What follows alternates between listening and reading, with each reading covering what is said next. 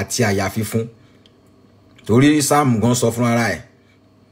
Ó ní ẹni tó ní ọwọ́ mímọ́ àti àyà funfun, òun nìkan ló lè ṣe kíni, ló lè gun orí òkè Olúwa lọ. Ẹni tí kò gbé ọkàn rẹ̀ sókè sí asán, bó ṣe kọ síbẹ̀ nìyẹn, tí kò dẹ̀ ṣe kíni, tí kò dẹ̀ búra ẹ̀tàn. Ṣùgbọ́n ó jẹ́ ìyàlẹ́nu fún wa wípé ọ̀pọ̀lọpọ̀ àwọn tí wọ́n pera wọn ní olórí wa nínú ìjọ Celestial Church, pàápàá jùlọ nínú United Kingdom yìí, tí àwọn èèyàn ń wárí fún lọ́tùn lósì, tán bá wọlé tán máa kọ Jésù ti jọba fún wọn, táwọn èèyàn máa kúnlẹ̀ fún wọn, dádì ẹ pẹ̀lẹ́ sá, ẹ káàbọ̀ sá, ẹ gbàdúrà fún wa.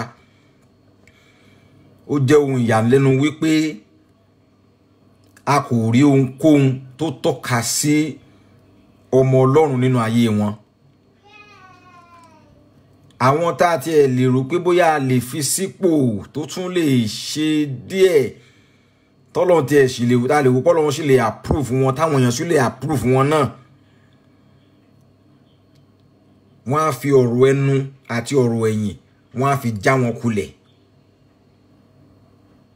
Torí wípé ọ̀rọ̀ ọjọ́ mímọ́ tèmi ń sìn nú ẹ̀sìn, ó ti di wípé ọjọ́ orí ni wọ́n fi ń ṣe ní ìsìn. Wọn kò fi ẹ̀mí mímọ́ ṣe mọ́. Wọ́n ní bàbá yẹn àti pẹ́nu sẹ̀lẹ̀, ẹ jẹ́ á fi wọ́n síbẹ̀. Ọ̀rọ̀ ìjọ mímọ́ ò dẹ̀ rí bẹ́ẹ̀. Ẹ gbọ́, ìjọ mímọ́, ìjọ mímọ́, gbogbo nǹkan ti wá ẹ̀mí ni. Ẹ̀mí la fi ń jagun, ẹ̀mí la fi ń béèrè. Bọ́n ìjọ mímọ́ bá fẹ́ mu omi, á bọ́ Ọlọ́run léèrè. Bó bá fẹ́ rìnrìn àjò, á béèrè lọ́wọ́ Ọlọ́run. Bó bá fẹ́ ṣe ohunkóhun, á béèrè lọ́wọ́ Ọlọ́run pé ṣé kóhun ṣe àbí kóhun má ṣe. Ṣùgbọ́n ní ìsìn kò rí bẹ́ẹ̀ mọ́. Ọjọ́ orí ni wọ́n ń lò. Àwọn bàbá máa ti pẹ́ gan. Tẹ́ bá ní pé ká fi ẹyàn lómìn sí. Hello my darling sister, Olúwakẹ́mi Ọmọládé púpọ̀, God bless you. Wọ́n ní lè fi lágbájá yẹn sí o, àwọn bàbá yẹn á bínú o, kíní kan o. Wọ́n ti gbàgbé ohun tí bàbá wa Ọ̀ṣọ́fà tí wọ́n sọ, tí a dẹ̀ ń gbọ́ lẹ́nu àwọn tí wọ́n jẹ́rìí rẹ̀ wípé ẹ̀mí ni yóò yàn fún ìjọ yìí. Ẹ̀mí ni yóò sì yàn yẹn kò dá lórí wípé pásítọ̀ nìkan. Ó dá lórí gbogbo àwọn tó máa fẹ́ ṣe alákòóso nínú ìjọ náà pátápátá. A fẹ́ yan diocese ni, a fẹ́ yan province ni, a fẹ́ yan olórí agbègbè ni. Ẹ̀mí ni yóò yàn. Ṣùgbọ́n ní ìsìn, bí ìjọ ẹ bá ṣe tóbi sí, bí èrò bá ṣe pọ̀ sí, bó bá ṣe mọ àwọn bàbá lókè sí, bẹ́ẹ̀ ni wọ́n ṣe ń fi ọwọ́ wọn ní ìsìn. Wọn kò wo ìwà wọn, wọn kò wo ohun tọ́lọ́run sọ nínú Bíbélì pé ẹni tó bá fẹ́ sí òun, tó bá fẹ́ jẹ́ olórí, a gbọ́dọ̀ rí àwọn ìwà kan ní ọwọ́ ẹ̀ tó gbọ́dọ̀ ní, tó gbọ́dọ̀ máa wù, tó jẹ́ pé àwọn èèyàn sọ pé ipò ìtọ́sí lágbájá yìí, ipò ìtọ́sí tàmẹ̀dù yìí. Ṣùgbọ́n pẹ̀lú àwọn ìwádìí tá a ṣe lóríṣiríṣi, a rí wípé bàbá tí wọ́n yàn sí olórí diocese ní UK ń bí kì í ṣe ènìyàn Ọlọ́run, Sátánì ni. Ìyẹn bàbá tí wọ́n pè ní bàbá Fátúsì, Amos Fátúsì. Ìtàn bàbá náà ò dá lóyìnbó tá a wà ń bẹ̀ yìí. Kò yẹ lẹ́ni tó yẹ ká fi sí ipò nínú ìjọ Celestial. Kò yẹ lẹ́ni tó yẹ ká fi sí ipò láwùjọ. Torí wípé nígbà tí àwọn náà tí wọ́n wà ní àwọn èjì tá a wà yìí, wọ́n ba ilẹ̀ jẹ́ lọ́pọ̀lọpọ̀. Wọ́n pa ọ̀pọ̀lọpọ̀ lẹ́kún. Àmọye àwọn obìnrin lóyìnbó ń bí tí wọ́n fi kinní tó wà lábẹ́ wọn méjèèjì yẹn àti kinní tó gùn yẹn tán ti fi kanlẹ̀ káàkiri ilé àwọn obìnrin. Ṣùgbọ́n ìjẹ́ àwọn olórí ìṣẹ̀lẹ̀ ìjẹ́ wọ́n ń gbé ìgbésẹ̀ láti wádìí àwọn ọ̀rọ̀ wọ̀nyí. Wọ́n kì í ṣe. Wọ́n ní àwọn bàbá ni wọ́n má jẹ́ ká ṣe o. Wọ́n á fọwọ́ wọn fi gbà sí abẹ́ ilẹ̀. Wọ́n á fi gbà. Ẹ̀yin Celestial Diocese, ẹ̀yin Celestial Trust ní Nàìjíríà, mo fẹ́ fi fídíò yìí hàn yín bóyá ẹ tí ì rí, bóyá ẹ dẹ̀ rí, ẹ mọ̀ọ́mọ̀ ẹ kàn fi ṣe gbójú ń bẹ̀ kò kàn wá ìbànújẹ́ lásán ni kò ní kankan ṣe. Kí n tó máa tẹ̀síwájú mo kí gbogbo àwọn tí wọ́n visit page wa lóòrèkóòrè tí wọ́n ń wo tí à ń ṣe ń bẹ̀ lórúkọ Jésù Ọlọ́run wá visit ayé yín o. We check all these things time to time. Àwa kì í ṣe àwọn tó jẹ́ pé they just do run their shows, run their page. We look at what we are doing and how we are interacting with people, and if people are getting our message, and this is what we do. We look at the insights of our page. Àwọn wo ni wọ́n ń wá wò wá, àwọn wo ni àwọn tí wọ́n ń wo tá à ń ṣe tá a bá ṣe show, àwọn èèyàn wo ni wọ́n ń wò tá a bá parí ẹ̀ tán, ìdí àwọn ènìyàn ń wò ṣé wọ́n ń wò fún ìṣẹ́jú kan ni, ìṣẹ́jú méjì ni, àbí wọ́n ń wo show yẹn complete show. A lè dúpẹ́ lọ́wọ́ Ọlọ́run pé kò ṣe pé kéèyàn kan ṣe show lórí Facebook nìkan ni, bí kò ṣe wípé ìjẹ́ tó ń ṣe yẹn ìjẹ́ ó ń reach ibi tó yẹ kó reach. And we thank God that whenever we put posts out or put any shows out, is getting to where it's meant to get to. This is between 10th of July and 16th of July, just 6 days ago. We have 45 actions, 25 up. View for 6 days and 32,000. Page God will continue to visit your life. Lórúkọ Jésù. Àwọn post wa ni ó reach almost 20,000 plus. Adúpẹ́ lọ́wọ́ Ọlọ́run. Àwa ò kí ń ra view and bill. A ò dẹ̀ kí ń ra ohunkóhun. We don't put money on our page. We just run it. Bí ẹ̀mí bá ṣe darí la ṣe ń ṣe. And we thank God. So far so good. Everything is working well for us. This is just for 6 days, about 28 days. Only we look at these things actually. For the last 1 month, we reach out to almost 198 views. Actually, 198,000. So the message is getting out there, and people are really getting it. And I thank you, God, every one of you. Ojo ni tin yo. I really appreciate you guys. God bless you. So ìgbà míì tó bá fi post síta kò pọn dandan kí àwọn èèyàn kí wọ́n comment sábẹ́. Ìdí àwọn èèyàn rí bó ṣe lè mọ̀ pé àwọn èèyàn rí tó gbé síta yẹn, bó ṣe rò pé àwọn èèyàn wò wọ́n ń ṣí tó ń gbé síbẹ̀ yẹn. That is how you will check. A dẹ̀ rí pé tá bá ti gbé síta bẹ́ẹ̀ yẹn, people are really, they're actually checking up what we are doing here. Mo dúpẹ́ lọ́wọ́ yẹn o, ẹ ò ní ṣìṣe o. Mo fẹ́ fi àsìkò ìfi fídíò yìí hàn yín. Àwọn ẹ̀rí pọ̀ o. Ṣùgbọ́n ara àwọn nǹkan tí àwọn Celestial Church diocese tí wọ́n bò mọ́lẹ̀, trustees tí wọ́n bò mọ́lẹ̀ tí wọ́n fẹ́ kẹ́yìn èèyàn máa mọ̀ nípa àwọn olórí wọn, ara ìlélẹ́yìí.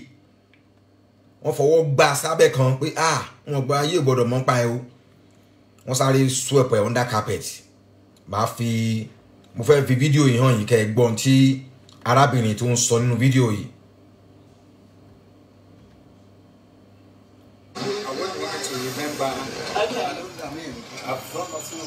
No, you have, but you've forgotten. Now, mo fẹ́ kẹ́ gbọ́ conversation láàrin Bàbá Fatusi tó jẹ́ olórí Sẹ̀lẹ̀ ní United Kingdom and Northern Ireland àti arábìnrin tí ó wà ní underground tó ń bá wọn sọ̀rọ̀ ńbẹ̀ yẹn. Mo fẹ́ kẹ́ fi ẹ̀mí kẹ́ fi darí ohun tí arábìnrin yẹn ń sọ pẹ̀lú Bàbá Fatusi ńbẹ̀ yẹn. Wọ́n ẹ bá ṣe post fún bàbá yẹn o. Celestial Church, àwọn trustee, they never for once tell us in tó ṣẹlẹ̀ níbí báyìí fún wa. Ẹ máa gbọ́n fẹ́ kẹ́ gbọ́ dáadáa ni o. What do you want me to say? I don't know exactly what you want me to say. I want you to remember. Okay. I've done nothing wrong to you. No, you have, but you've forgotten. Okay, so you want me to tell you? Yeah. Because I've given you the chance to say. No, you have, but you've... Ẹ̀gbọ́n tọmọdé yẹn sọ ńbẹ̀ yẹn. Ó ní bàbá, you forgot you did something to me. But do you want me to remind you? Okay, so you want me to tell you? Yeah. Okay. I mean, I've done nothing wrong to you. No, you have, but you've forgotten. Okay, so you want me to tell you? Because I've given you the chance to say. No. And you haven't. I'm telling you now, Listen, you should not be praying over people knowing that you're telling lies. Ẹgbọ́n tó mọ yẹn sọ mẹ́yẹn sìn, ó ní bàbá, ó ní ipò tẹ́ dìmú as diocese yìí, ẹ kò yẹ ní ẹni tó yẹ kẹ́ wà níwájú àwọn ènìyàn láti máa gbàdúrà fún wọn nítorí wípé òpùrọ́ ni yín. Òpùrọ́ ni yín. Wọ́n jẹ́ kán ṣèwádìí ọ̀rọ̀ yìí dáadáa o. Wọ́n jẹ́ kán ṣèwádìí dáadáa o. Òpùrọ́ ni yín, ọmọ yẹn ló sọ o. Ó ní òpùrọ́ ni yín sà. Torí wípé ẹ mọ̀ tẹ́ ẹ ṣe. No, you have, but you've forgotten. Okay, so you want me to tell you? Because I've given you the chance to say. No. And you haven't. I'm telling you now. Remember. Okay. Bàbá nípa wọn ò remember. Wọn ò lè remember. Nítorí wípé àwọn tó ti báyé wọn jẹ́ London ìpọ̀. Àwọn tí wọ́n ti báyé wọn jẹ́ London ó pọ̀. So therefore, list yẹn the list is endless. Wọ́n lè rántí. Ẹ jọ̀ọ́ ẹ̀yin UK diocese, ẹ yọ bàbá Fátúsì kúrò lórí wa, a fẹ́ mọ́. Ẹ̀yin ẹlòmíì, a fẹ́ mọ́. Ẹ̀yin trustee, ẹ sọ fún bàbá Fátúsì pé ó ṣe kíni kó gbé oyè yẹn sílẹ̀, kò tọ́ sí. Kò tọ́ sí. Because àwa ò ní dákẹ́. I will continue to do this, going around the churches when the time comes tó máa fẹ́ ṣe ìkórè láti máa jẹ́ káwọn èèyàn mọ̀ wípé àwọn bàbá yìí wọn kì í ṣe ènìyàn tó dára. I will continue láti jẹ́ kí ọ̀rọ̀ yìí kó máa lọ bó ṣe ń lọ yìí. Wọn kì í ṣe ènìyàn Ọlọ́run rárá.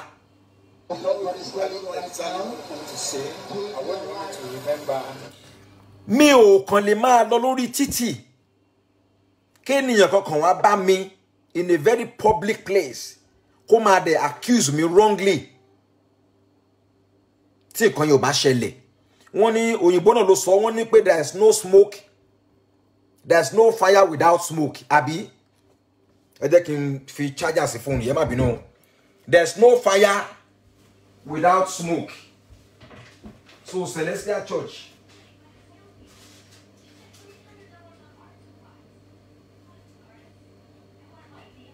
Samuel, Kulombe. Ah, what are you putting in him?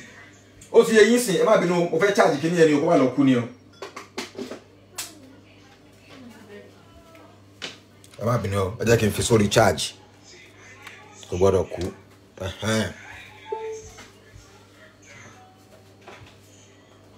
Ó ti yé yín sìn, but àwọn tó yẹ kó ṣe ìwádìí dáadáa wọn ò ní ṣe, ṣùgbọ́n bí tán bá ti rí wípé kò yẹ kó ṣe ìwádìí gbọ́nà máa ní lágbájá àti lágbájá a pè ẹ̀yin sí mítìnì, a fẹ́ bá yín sọ̀rọ̀ nípa ń tá a gbọ́ nípa yín, ṣùgbọ́n táwa gbọ́ nípa tẹ̀yìn ń kọ́, ìjẹ́ wọ́n jẹ́ kán sọ̀rọ̀ ń pa ẹ̀, ìjẹ́ wọ́n jẹ́ pé mítìnì àwọn olùṣọ́àgùtàn pé nǹkan báyìí ló ṣẹlẹ̀ o ní diocese o. Mo ń bọ̀ ìmá play ohun, mo ìmá play ohun, mi ò tí ì dé. Mo ìmá play ohun, mi ò tí ì dé. Okay, mi ò tí ì dé. Ẹ gbọ́, ẹ tún gbọ́. I've done nothing wrong to you. No, you have, but you've forgotten. Okay, so you want me to tell you? Because I've given you the chance to say. And you haven't. I'm telling you now, you should not be praying over people knowing that you're telling lies. Ọmọ yẹn ní pé bàbá ẹ kò yẹ ní ẹni tí a lè máa pè ní olórí ìṣẹ̀lẹ̀. Do you know the Celestial Church of Christ? ìjọ mímọ́ ti Kristi láti ọ̀run wá UK and Northern Ireland Diocese ìdí ẹ̀ mọ̀ ìjọ tó wà lábẹ́ yín sà kí ọmọ kan kó dé accuse bàbá níta gbangba báyìí ẹ dẹ̀ sọ pé irọ́ lọmọ yẹn ń pa ẹ lọmọ yẹn orí ẹ̀ ò pé ẹni ọmọ yẹn kò mọ tó ń sọ evidence rèé o wọn ṣèwádìí eléyìí wọn ní ṣe ìwádìí eléyìí tá a gbé síta yìí wọn ní ṣe ìwádìí ẹ̀ ẹ gbọ́. The only reason I don't speak to my mom, you. But how come you don't remember? Right, so I'm going to give you one last chance to tell me what you think my problem is. Myself and your mom. Yeah. We are very close. I know how close you were. I know that you were sleeping with each other. I know that, but you're not wrong. Ẹ̀gbọ́n tí mama yẹn sọ. Bàbá Amos Fatusi admit wípé àwọn ń bá ìyá ọmọ yẹn sùn. Abẹ́gbọ́n tó sọ ni. Ẹ jẹ́ tún sọ sẹ́yìn díẹ̀. Ẹgbẹ́ yẹn sọ sẹ́yìn díẹ̀. Ẹ gbọ́ o. How close you were. I know that you were sleeping with each other. I know that, but you're not wrong for that. I know that you were sleeping with each other. Right. Ẹ gbọ́ o. And your mom. Yeah. We are very close. I know how. What you think my problem is. Myself and your mom. Yeah. We are very close. I know how close you were. I know that you were sleeping with each other. I know that, but you're not wrong for that. I know that you were sleeping with each other. Right. But when. Now, ẹ gbọ́. Bàbá ní èmi àti mọ̀mọ́ ẹ we are very very close to each other. Ọmọ ní bẹ́ẹ̀ ni mo mọ̀ pé ẹ̀yin àti ìyá mi ẹ̀ ń dó ara yín. You are sleeping together. Bàbá ò dispute yẹ o. HOD wa nìyẹn o. HOD wa nìyẹn ṣẹlẹ̀ o. UK and Northern Ireland. Now, tí n bá wá gbé kéèsì àwọn bàbá tí wọ́n ń bá àwọn èèyàn sùn tó ń gba owó lọ́wọ́ àwọn obìnrin lọ bá bàbá Fatusi di ọ̀la yìí. Bàbá yẹn ò rí kéèsì yẹn dá torí pé òun gan fúnra ara ẹ̀ gan náà ó ti yé yín.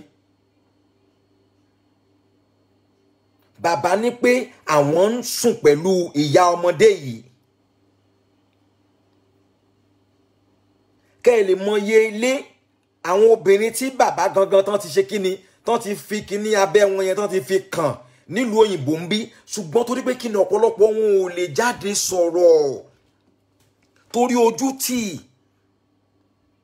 Many Nigerian women in diaspora, they suffer a lot in the hands of so-called Nigerian shepherds and pastors and prophets in UK here, Tawambe. But because of kino ma wí, kino ma sọ, èmi no ma bá nínú nǹkan bẹ́ẹ̀ yẹn, àwọn èèyàn máa wojú tó fún máa wò mí church. Wọ́n wá sọ ẹniyẹn di outcast nínú church. Ọ̀pọ̀lọpọ̀ ni wọ́n ti lé kúrò nínú ìjọ mi, Celestial Church mi yìí ni wọ́n ti lé. Ẹ bá ń bèèrè lọ́wọ́ wọn pé how many souls ni wọ́n win àwọn bàbá Amos Fatusi àtàwọn sọmọgbé wọn káàkiri. How many souls pẹ̀lú gbogbo churches tí wọ́n ń dá sílẹ̀ àwọn kéréje church orí tí ojú méjì mẹ́ta family kan tó ń dálẹ̀ káàkiri torí tọ́rọ́kọ́bọ̀ tó ń kó sí wọn lápò tó máa ti débẹ̀. How many of these churches ló win in souls? Celestial Church, we are losing members. Àwọn tó tún jẹ́ ọmọ youth wa náà, àwọn bàbá tó ń fọwọ́ rò wọ́n ní ó ti yé yín, àwọn olùṣọ́nà ń ṣe tí wọ́n lóríṣiríṣi, wọn ò jẹ́ káwọn ọmọ yẹn dúró, wọn ò jẹ́ kí wọ́n rọ́kọ fẹ́ǹsẹ̀ lẹ́. Tó máa ti dípọ̀ wọ 18-19 báyìí, àwọn ọmọ yẹn ò lọ sẹ̀lẹ̀ mọ́. The future of my church is on blink of collapse. Àwọn arúgbó ló kù ńbẹ̀. Ẹ̀gbọ́n tó bá sọ bàbá admit ẹ̀ ń bí náà. Pé yes, èmi àti ìyá ẹ̀ à ń collabo. Ẹ tún gbọ́ bẹ̀yẹn sí. Myself and your mom. Yeah. We are very close. I know how close you were. I know that you were sleeping with each other. I know that, but you're not wrong for that. I know that you were sleeping with each other. Right, but when you came to her house one time, what else did you? Now, ọmọ yẹn wá sọ pé You came to my house one time. On that very faithful day, my mother was not in the house. Ẹ̀gbọ́n tọmọ yẹn sọ ńbẹ̀. That you were thinking about. Right, but when you came to her house one time, what else did you do? There was a time when you came to my mom's house, okay, and I was at home alone. And what did you do? I want you to say it. Yeah? Ẹ jọ̀ọ́, ọmọ tó ń sọ̀rọ̀ yìí só jọ wèrè lójú yín. Does this very beautiful girl sound like insane or someone that does not know what she's doing? Or she's just picking people on the street randomly, accusing them randomly? Àwọn ṣẹlẹ̀ ò ní ṣèwádìí. Àwọn trustee wa lọ́hùn. Wọ́n ò ní jẹ́ kí pastor gbọ́ eléyìí. Láíláí wọ́n ò ní jẹ́ kí pastor gbọ́. Àwọn bàbá mobi ẹ̀hún, àwọn bàbá núnáyán, àǹkó, àwọn ni wọ́n sweep gbogbo ẹ̀ under carpet. Ni wọ́n ṣe meeting. Gbogbo tó sọ meeting yẹn náà, mo máa play fún yín o. Mo ní mò ń bọ̀ mi ò tí ì dìísẹ̀. Ẹ̀yin trust, mo ní mò ń bọ̀ mi ò tí ì dé. Ẹ tètè ya máa kọ lẹ́tà tẹ́ bá fẹ́ kọ lẹ́tà o. Torí the truth must be told. Lórí ìkànnì yìí. Torí Genesis kéne kí ló ṣe? Kí ló ṣe? Àwọn tó yẹ kẹ́ wá mú lélẹ́yìí, ẹ tá fẹ́ ṣe tẹ́ fẹ́ blog. Tẹ́ fẹ́ evidence. Torí ẹ sì ń wọ evidence láti ẹ̀sìn àgé Genesis ẹ̀ tí rí. Àwọn eléyìí evidence wà ó ya pàbàjẹ́ tẹ́ bá fẹ́ pè wá. Á fún yín lóhùn àwọn èèyàn. Àwọn tó tún ṣe lábẹ́ wọn gan, tó ń jẹ́ ọmọọṣẹ́ wọn, ní tó sọ ń pa wọn. Táwọn ti explain, tó ti gbọ́, tó ti rí. Gbogbo ẹ̀ lẹ́ máa gbọ́ mi báyìí. Mo ní mò ń bọ̀ mi ò tí dé. Ọmọ yẹn ní pé ìjọ́ tó wá sílé mi bàbá. Tí mọ̀mọ́ mi ò sí nílé kí ló ṣẹlẹ̀ ńjọ́ yẹn. Ẹ gbọ́. You don't remember? And I was at home alone. Ọmọ yẹn lèmi nìkan ni mo wà nílé ńjọ́ yẹn. I was home alone on that day when you came to visit my mother. Unfortunately, my mother was not at home. I was home alone. Kí ló ṣẹlẹ̀? There was a time when you came to my mom's house, okay, and I was at home alone. And what did you do? I want you to say it. Yeah? You don't remember?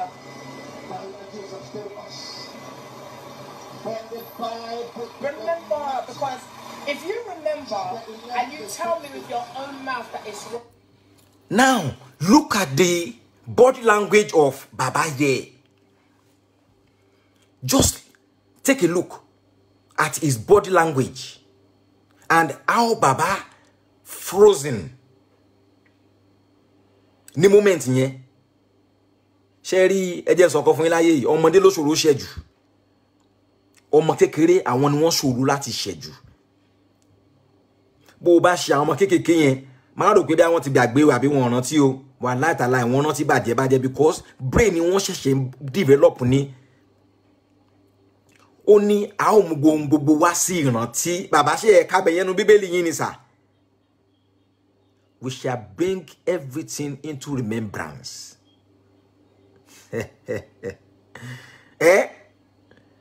Gbogbo wá sí ìrántí. Ọmọ yẹn wá ní pé ṣe ìrántí bàbá. Bàbá ti gbàgbé, àgbà ti dé. Ẹni bẹ́gi lódò máa ń gbàgbé. Ẹni yàgbẹ́ máa ń gbàgbé, ṣùgbọ́n ẹni tó kó gbẹ̀yìn yẹn kò lè gbàgbé láíláí. Láíláí. Tó bá ṣe nǹkan fún ọmọ kékeré sìn, tó mú tó ṣe tó rò pọ̀ ọmọ yẹn ò lè rántí. Wọ́n láì rántí bàjẹ́. Ní tá sọ, ní tí ọmọ yẹn sọ fún bàbá nìyẹn bí. Ẹ gbọ́. I can forgive you. But if you like, remember, because if you remember and you tell me with your own mouth that it's wrong, I can forgive you. But if you lie to me, ẹ rí pé bàbá ó sọ̀rọ̀ mẹ́yẹn sìn. Bàbá ó sọ̀rọ̀. Bàbá gan ò mọ̀ pé ọmọ yẹn ń record. Bàbá ó sọ̀rọ̀. Ó ti rí pé ọmọ yẹn ti mú ọmọ kọ́nà.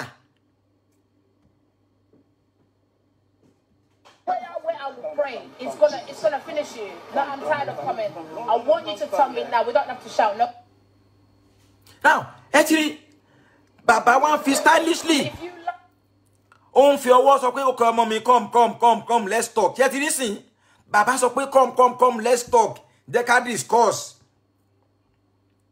wọ́n ní eléyìí ni pé which bàbá we are talking about the head of Celestial Church of Christ UK and Northern Ireland Diocese Baba Fatusi ni à ń sọ̀rọ̀ nípa ẹ̀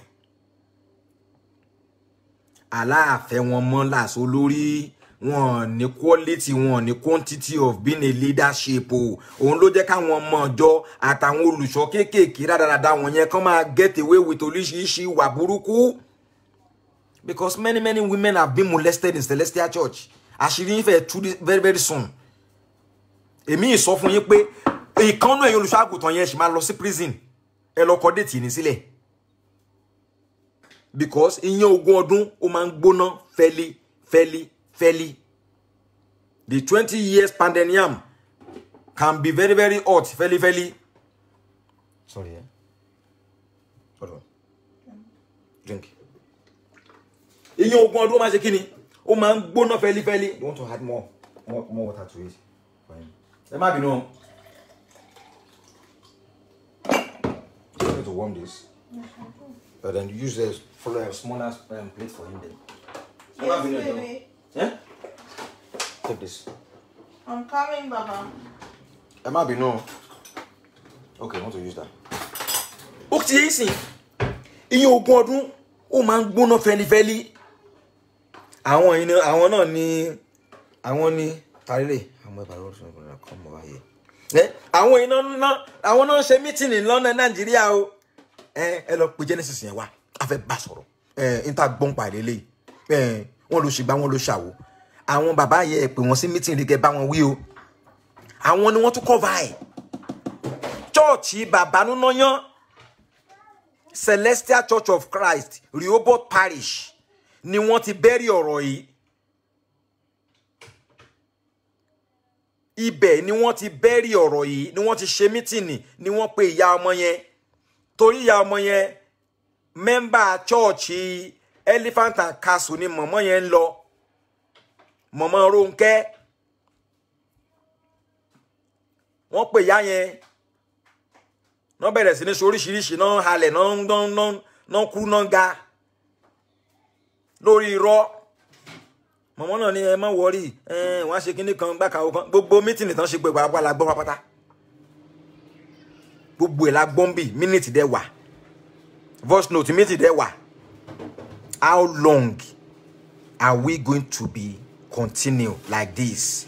Ẹ dẹ̀ fẹ́ kíjọ yẹn kún sóòlù wo lẹ lò kó bàbá ilé win pẹ̀lú wà tó ń wì àwọn ẹ̀dẹ̀ máa tó máa gorí àga wàásù tó bá díjọ́ ìkórè báyìí kò sí tí wọ́n ń sọ lẹ́nu wọn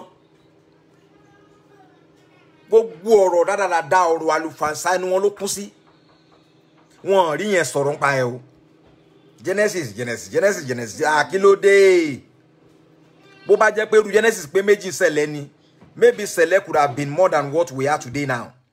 We are losing members every day because of these people like this Baba here. Àtàwọn olùṣọ́ àgùntàn tó kù náà, sorry. Every day we are losing members. Ẹ bá gbélé á ní wá ṣẹlẹ̀ mọ́ ni àwọn wá mọ́ o. Àkílódé bàbá yín náà ni. Ẹ ṣàì wá àṣẹlẹ́kẹ̀ lè wá mọ́ o. Àtàkìlòfà bàbá yín ni. Wọ́n ń gbàyàwó àwọn ènìyàn, wọ́n ń gbàyàwó àwọn èèyàn sùn lóríṣiríṣi. Ẹ pè bàbá ẹ sí meeting ẹ béèrè lọ́wọ́ ẹ ṣe bó ṣe kẹ́ ẹ ṣe allegation ṣe pọ̀ lóríṣiríṣi against bàbá náà ó pọ̀ o tẹ́ bá pè wá sọ fún yín bí mo ní mi ò ní jáwọ́ lọ́rùn yẹn rò pé mo ń ṣe ni ẹ rò pé mo ń ṣe ni torí pé you failed in your responsibility as a leader ẹ̀yin trustee ṣẹlẹ̀ you failed in your responsibility àwọn tó yẹ kẹ́ shield wọn. Àwọn tó yẹ kẹ́ bá wí ẹ bá wọn wí àwọn tó yẹ kẹ́ scold wọn ẹ wá ń fi ètè sílẹ̀ ń palàpálàpá ẹ ń ṣe rádaràda àwọn wá tó wọn gbàgbádá orí burúkú wọ̀ agbádá òfò agbádá yẹ kó máa fi sùn ọ̀pọ̀lọpọ̀ nígbà tẹ́ bá dọ̀run ni ẹ máa wọ agbádá yẹn ẹ máa wọ wọnú ẹ fire báyìí ni agbádá tí ò lè wo wèrè sàn, agbádá tí ò lè sọ àgàndọ́ lọ́mọ, agbádá tí ò lè sọ nínú òbínú jẹ́dá láyọ̀. Wọ́n á kàn gbé wọ̀ lásán náà ni, kò sí kankan, kò ságbára kankan nú ẹ̀, kò sí mi sí kankan nú ẹ̀. Ẹ lè kọrin bí mo bá fọwọ́ kan iṣẹ́ tí a sọ rẹ̀, bàbá Fátúsì. Ara ò lè yá gágá kankan torí inú ẹ̀ṣẹ̀ gangan náà wà. Ẹni tó ní ọwọ́ mímọ́ àti àyà funfun, ẹni tí kò gbé ọkàn rẹ̀ sókè sí asán, tí kò sì búra ẹ̀tàn.